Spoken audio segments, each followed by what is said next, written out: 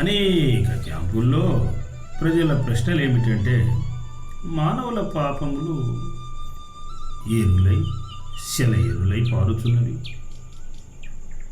అయితే ఈ కలియుగంలో వారికి శిక్షలు పడుతున్నాయి చూస్తున్నాం. కానీ వెనక నుండి పాపాలు చేసే రాజకీయ నాయకులు కానీ చేయించే రాజకీయ నాయకులు, హెచ్ఓడీలు, ఈఎన్సీఏడబ్ల్యూలు, సెక్రటరీలు అనేక పాప నేరములు ఘోరములు చేయించున్నారు కదా. టెర్రరిస్టుల కంటే వీరి పాపాలు ఎక్కువ ఉన్నాయి, దొంగల కంటే వీరి పాపాలు ఎక్కువ ఉన్నాయి.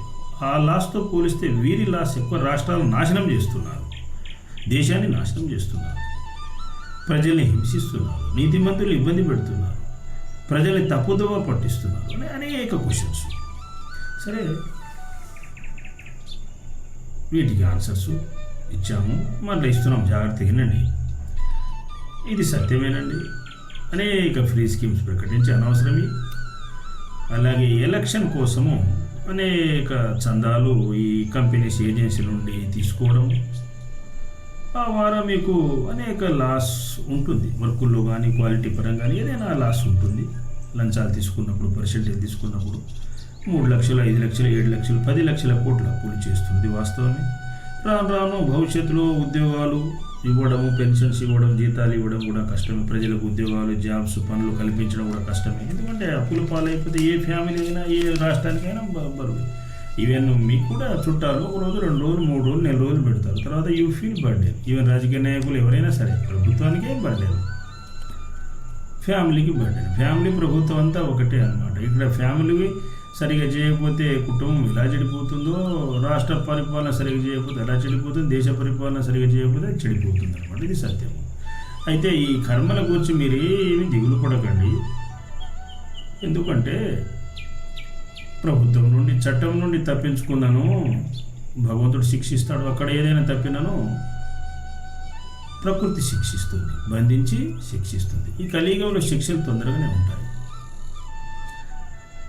రాజకీయ నాయకుల పాపాలు ఏమిటంటే పోస్టులో, ప్రమోషన్లో, లైసెన్స్లో, రిజిస్ట్రేషన్లో, శాంక్షన్లో అనేక పాపములు చేస్తున్నారు. తెలిసి ప్రజల్ని హింసిస్తున్నారు, నీతిమంతులు ఇబ్బంది పెడుతున్నారు.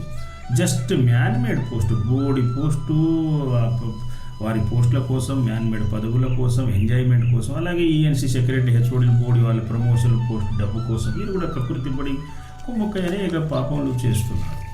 కోర్టులను మిస్లీడ్ చేయడం, తప్పుడు కౌంటర్లు పెట్టడము, తప్పుడు అలిగేషన్స్ సృష్టించడం, క్యాండిడేట్ల పైన బ్లాక్మెయిల్ చేయడం, ఇలా అనేక నేరాలు పాపాలు చేస్తున్నారు.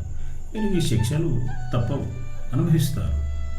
మీరు చూస్తారు ఈ కలియుగంలో ఫాస్ట్గానే శిక్షలు ఉంటాయన్నమాట. మానవులు కర్మఫలముల నుండి తప్పించుకొనలేరు,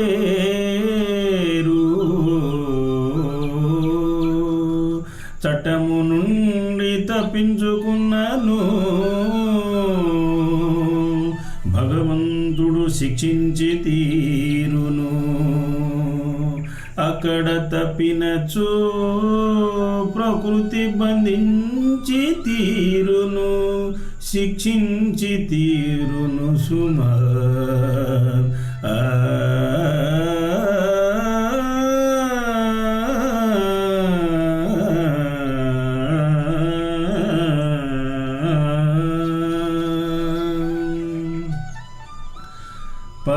పరిత్రాణాయ సాధూనాం వినాశాయ చ దుష్కృతాం ధర్మ సంస్థాపనార్థాయ సంభవామి యుగే యుగే.